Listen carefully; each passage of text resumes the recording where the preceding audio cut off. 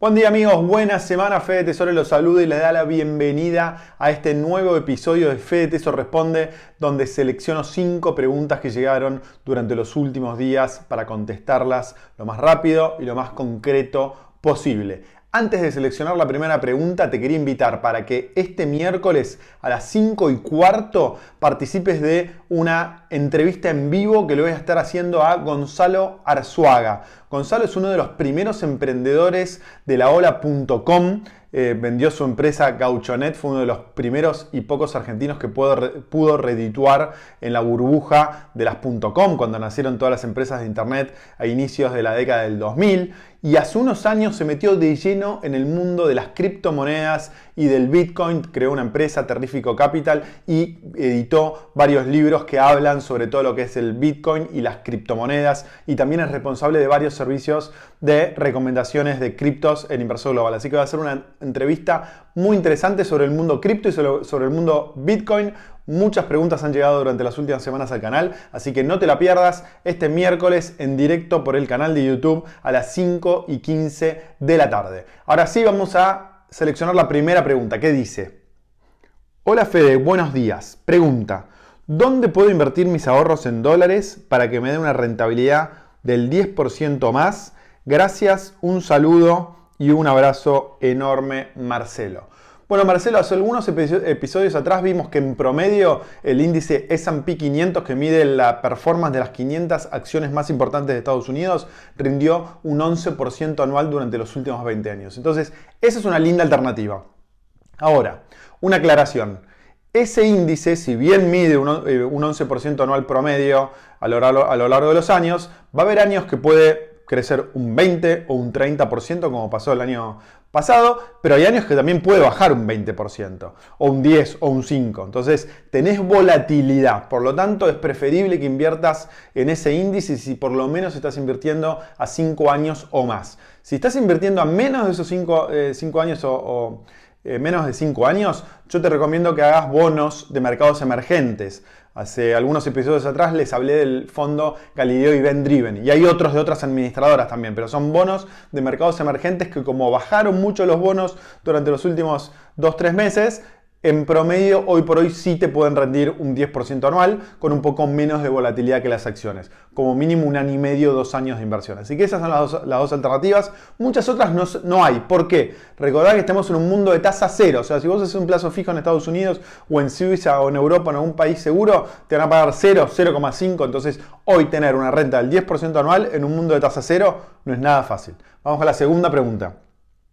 Martín: hoy me llegó un comunicado de Galileo y dice que Galileo Renta sigue operando. ¿Qué me puedo suscribir y rescatar que el fondo va a seguir operando?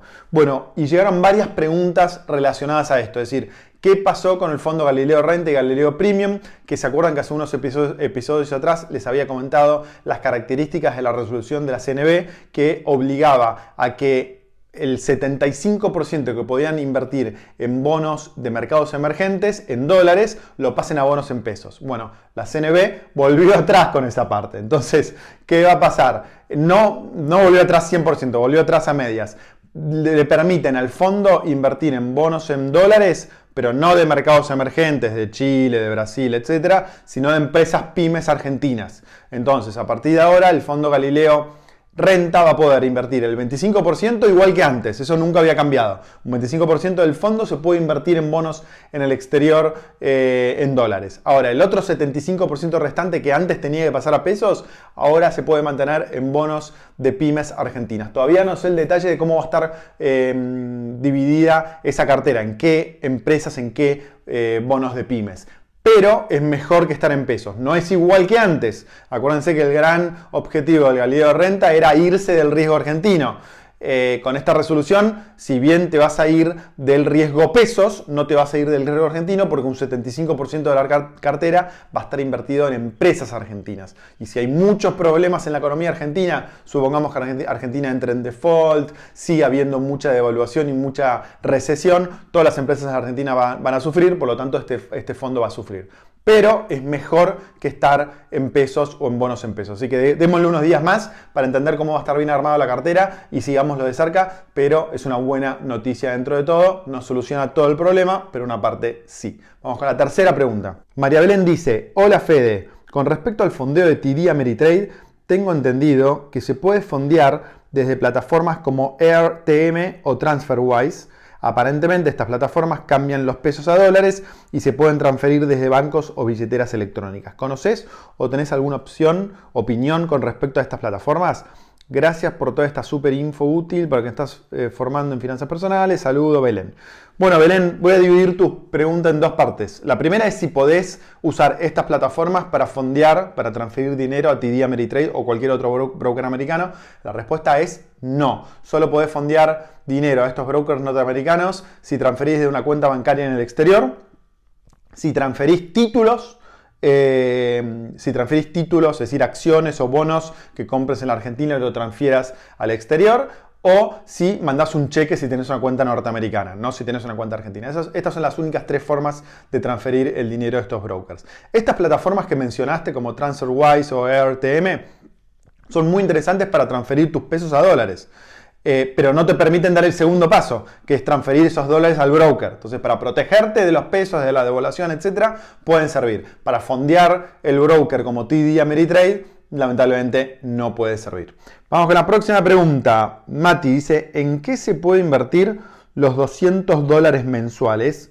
Me imagino que Mati se refiere a los $200 mensuales que puede canjear o que puede cambiar por el precio oficial más el dólar solidario. ¿En qué invertirlo? Se me ocurren las dos opciones que mencionaba al principio.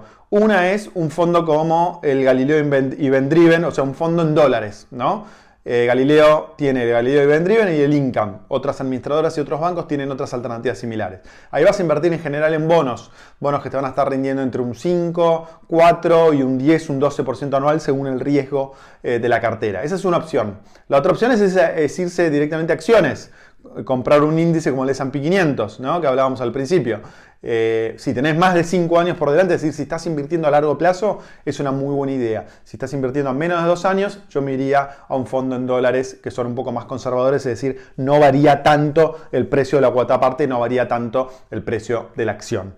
Vamos con la última. Fran dice: Fede, la Reserva Federal hizo una emisión monetaria muy importante.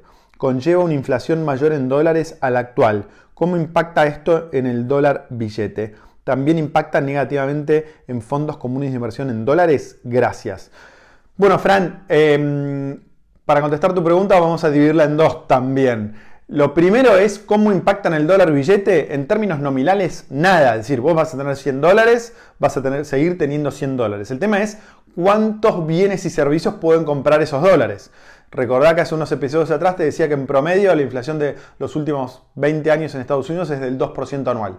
Entonces, la gran duda que tenemos, y acá lo ato con la primera parte de tu pregunta, es a partir de ahora, de toda esta emisión que hubo en dólares en Estados Unidos de una forma. Recuerden que para salir de la crisis del coronavirus, el Estado americano, entre la Fed y el Tesoro americano y el gobierno americano, están emitiendo un montón de dólares, casi un 20% del PBI, entre un 20 y un 25% del PBI. Entonces todo el mundo se pregunta, ¿esto va a generar más inflación en dólares? Es decir, la inflación que durante los últimos 20 años fue promedio del 2% anual, ¿va a pasar a ser del 5, del 6, del 10% anual? Bueno, esto lo hablábamos en la semana pasada en la entrevista que le hicimos a Germán Fermo. Bueno, él decía que no veía que haya inflación en dólares durante los próximos años. Sí, lo que pensaba es que iba a haber lo que él llama reflación. Si te interesa el tema, anda a la entrevista que le hice a Fermo, que está muy interesante. Hacia el final del episodio de la entrevista hablo de este tema, pero principalmente lo que dice él es que van a empezar a subir los bienes de otros bienes financieros, como por ejemplo los activos de acciones, los bonos, etc. Esa es su predicción, ese es su punto de vista. Pero bueno, no sabemos qué puede llegar a pasar. Estamos en terreno inexplorado. Nunca en la historia se ha emitido tanto dinero en dólares.